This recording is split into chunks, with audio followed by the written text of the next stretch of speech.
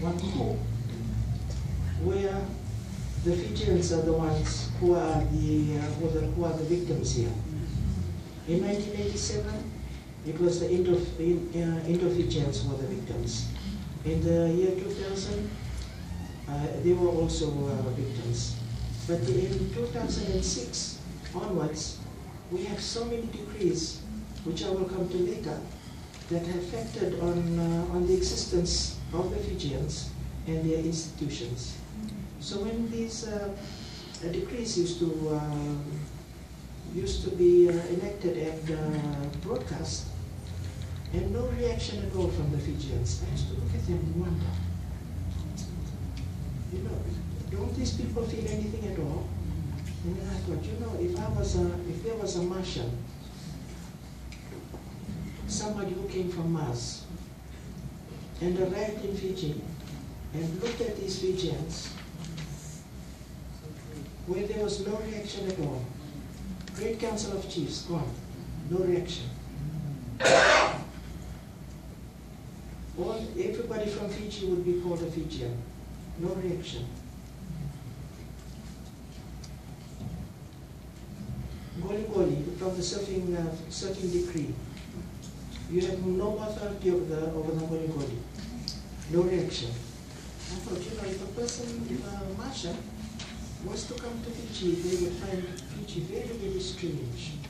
Because the indigenous people, they have no reaction at all. So I was thinking, if there was a Martian who parachuted into Fiji, how would he see things?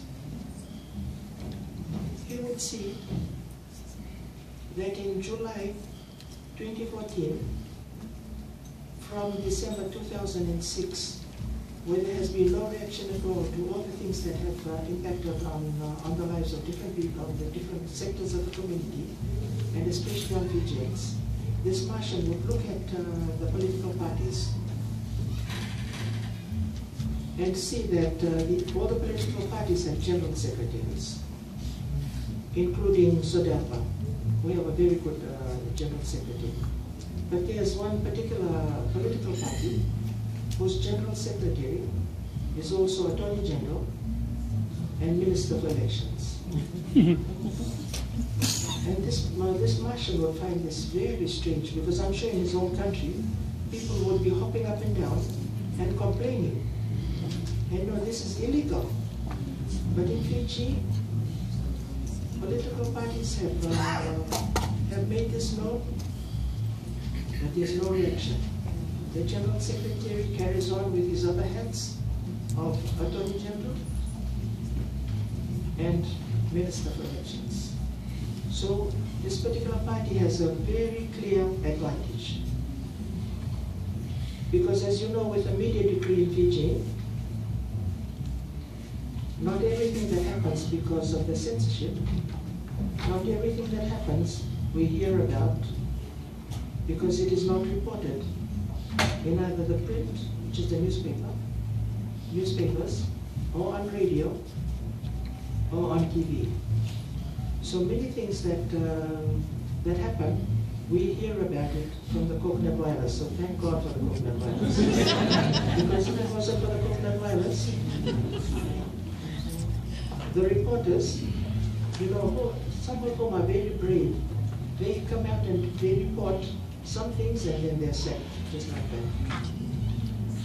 So we thank God for the coconut virus, and we know that you are hearing too also from the coconut virus. So there are many things that happen in Fiji that we don't know about because the reporters are very fearful of their livelihood, because they've seen that many things that happened in Fiji that they were not able to report on, but sometimes it gets through past the census. And then the next thing is when you ask about this reporter, where's this report I haven't heard from? What is that? Just like that. And for any person working in Fiji, we know that for every breadwinner, there are 4 people who depend on this breadwinner. So when this breadwinner loses his job or her job, that's 4 people. Some of them are trying to get a better education. these are for people that, become very insecure because they don't know where their bread and butter is going to come from. And this has happened to many, many families in Fiji. So the cutting is not just from the top, just from the parliamentarians and the permanent secretaries, CEOs, but it goes right down across the board. So many, many people in Fiji who have lost their jobs and the poor people that depend on them. So that when you get all the characters here, and I'm sure you're getting them on a regular basis. So when you're getting all the characters, and you just read the texts, or somebody calls you, you know that this is the truth, that we rely on people like you to be able to put food on the table. That's why I asked that tonight. So this particular Martian that I'm talking about, that's the wandering refugee. And he looks and he wonders how the political parties are going to be able to make their voice heard because of the media decree, which you'll be told that it's being relaxed a bit, but I tell you it's not relaxed. Because some of the things that I told the this radio announcer 2 days ago, I told him some of the things. I thought, I'll tell him all the things I want to tell him, but very little was broadcast. So I know that there's still very strong censorship. So you're wondering how we are able to put to make our message heard. It's not easy. The government, and there's the Fiji First Party, who is part of the, that mostly made up of the government, of the regime supporters. They are out there, they can say anything. They can badmouth me to the sky. I can't take them to court. Because there's a decree that says that they have parliamentary privileges, which they don't have because they're not in parliament. But when you're in parliament, you have this parliamentary privilege where you can say things about whoever and they cannot take you to court. So this is the decree that they've made, that they can say anything about us and we can't take them to court. But we work both ways, eh? So there are some laws for some and some laws for others. So for us, we have to be very careful. It also ensures that whatever we say has to be based on fact. Because of the agent Binots that are out there, that I think will already be texting to say that I'm recording this.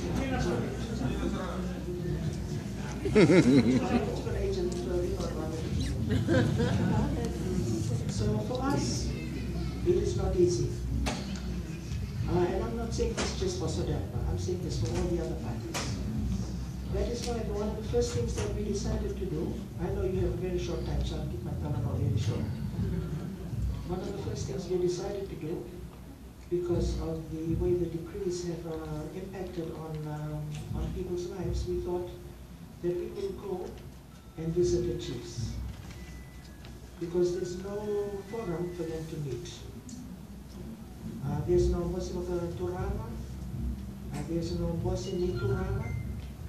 We can have a Mosivalua, which we've been able to have with our chiefs from there all through the years, and I take my hat off to them. They have been very courageous in standing up and coming across the river in full view of everybody, and just having the meetings. So we decided early on that we would visit the chiefs. And we were able to do that by starting off with Nanunga and taking the people who are nominated by the party. And I have to say here that we're very, very fortunate in that we have good people, very good people that have had the courage to stand up and say that we're going to be counted in the Sodapa party.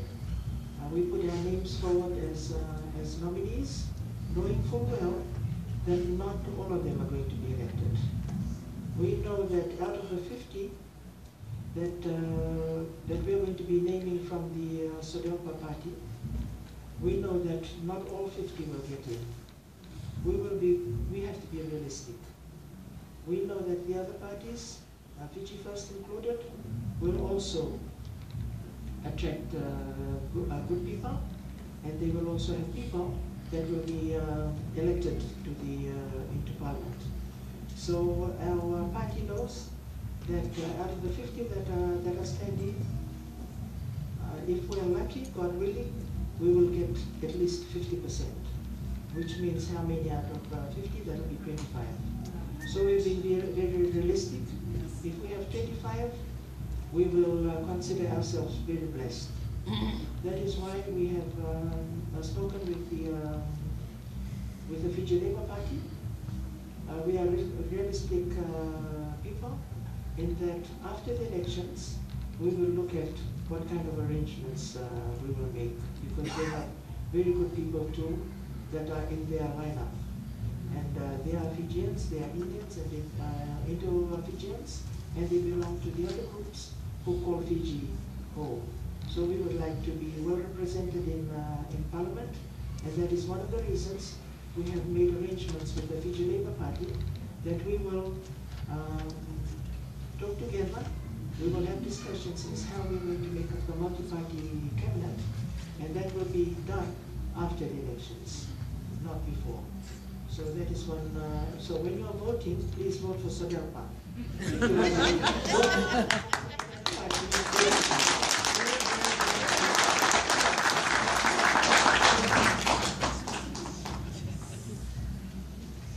Right now, what are the numbers looking like? Because politics is a numbers game. And you can win your seat by just even one vote more than your opponent. So every vote counts.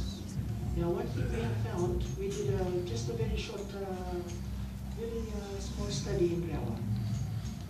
In my ticket of Rewa, we have 12 villages. So we sent the women out. You know, if you want anything done properly, you give the women.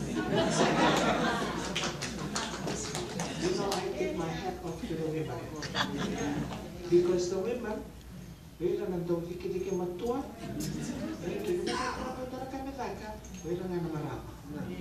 so we sent the women to go out and meet with the other women in the 12 villages. So the 6 villages came back with their numbers. And we found out that those who had gone and registered, you know it's electronic voter registration, right? And you have to show either your passport as an ID, passport or driver's license or birth certificate or FNPF card. Any one of those would be accepted as an ID. So we found out who all had registered. Who all had registered but lost their cards, and who all had not registered because they preferred just to sit there, they didn't like some of the things that were happening. You know what it's like, yeah? So when the women came back and we looked at the figures, we found out that if there was going to be elections the next day, 27% would not be able to go and vote. So we gave these figures to the supervisor of elections. So right now, up until August, they've got teams going around Fiji registering registering people. So please, I plead with you, you have to get yourself registered. Sa sinta na tema, nanumuni kay via wakatungza, senda kay litanitiko, senda kay litanitiko. Get the center register. So I'm asking you please, if you're 18 and over, please get yourself to the EPR people if they are coming around again and you have not registered, because it's very, very important that you register. Now, what are the figures like? Up until now, just over 500,000 have registered. That's in Fiji and overseas. 554,566. So, and these were the figures like 2 days ago. So we need another 71,000 that is still out there that are not registered. So please, if you are one of these 71,000, please just take yourself there. And if you're talking to anybody else, In Fiji, please get them to register. Because right now the figures are for the indigenous Fijian. Right now we are 56.8%. 56.8%. The Indo-Fijians are 27.5%.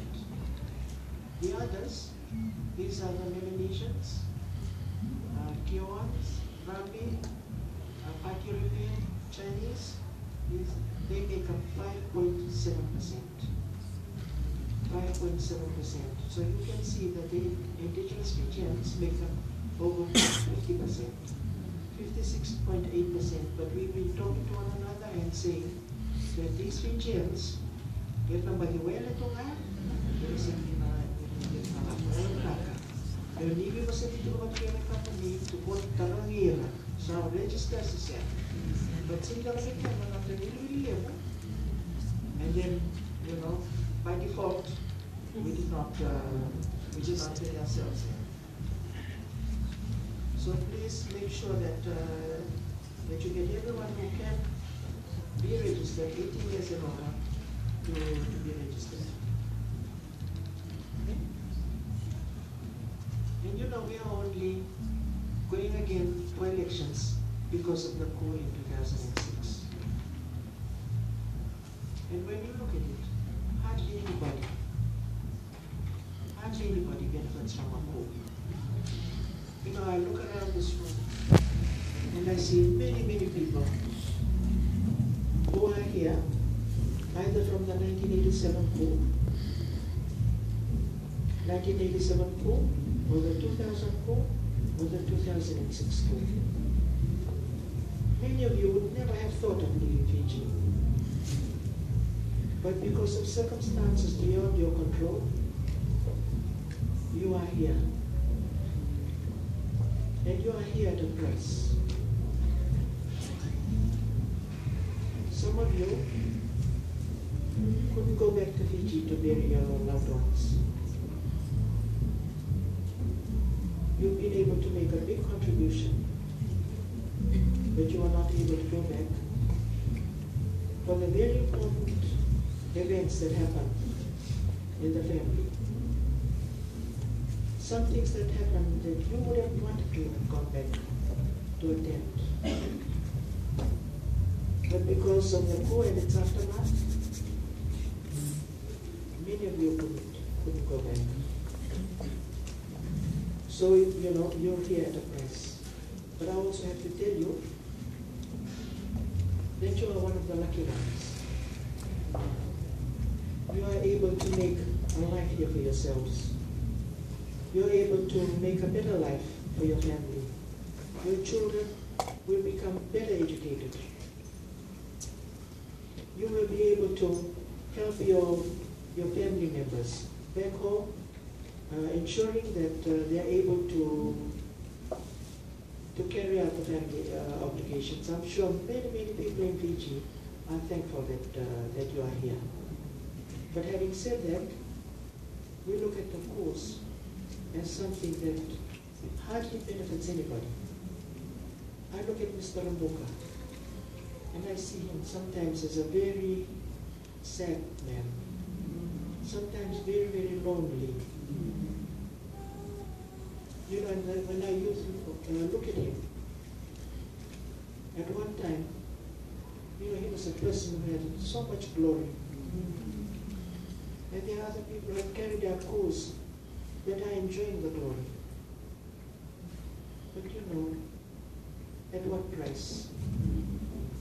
So many people have suffered. So many people in Fiji have lost their livelihood. So many lives have changed. I think of the civil servants who were looking forward to retirement at 60. When the coup happened in 2006 and they were told shortly after that the retirement age was not 60 but 55. You can imagine how much suffering this would have caused the people that were right on the verge of 55. You know, for Fijians, it's really difficult for us to save money, but I know you here in America, you must be saving a lot of money. Maybe, Rendre. Oira na wakasauri, na kaya natukuniwi na nisa na makadil.